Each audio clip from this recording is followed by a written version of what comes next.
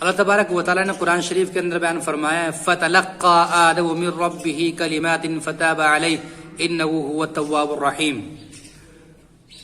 حضرت آدم علیہ کی ترجمہ یہ، حضرت آدم علیہ السلام نے اپنے رب سے چند کلمات سیکھ لیے اور پھر اللہ تبارک و تعالیٰ ان کی طرف یعنی حضرت آدم علیہ السلام کی طرف متوجہ ہوا۔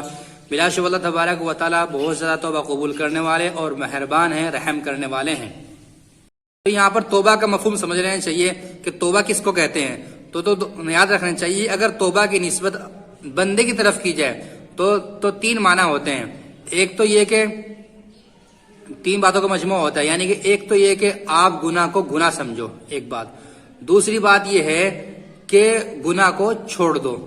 تیسری بات یہ ہے کہ اس گناہ پر شرمندگی ہو اور ہمیشہ نہ کرنے کا عزم ہو کہ میں اب اس کو گناہ کا نہیں کروں گا۔ تو یہ بات ہوئی۔ اور اگر توبہ کی نسبت اللہ تبارک و تعالیٰ کی طرف ہو تو اللہ تبارک و تعالیٰ تو گناہ گار ہے نہیں کہ توبہ کریں گے، تو وہاں پر توبہ کا معنی ہوتا ہے کہ اللہ تبارک و تعالیٰ بہت زیادہ توبہ قبول کرنے والے ہیں۔ یہی وجہ ہے کہ بندے کو تائب کہتے ہیں اور اللہ تبارک و تعالیٰ کو تواب کہتے ہیں۔ آپ اللہ تبارک و تعالیٰ کو تائب نہیں کہہ سکتے، یہ جائز نہیں ہے۔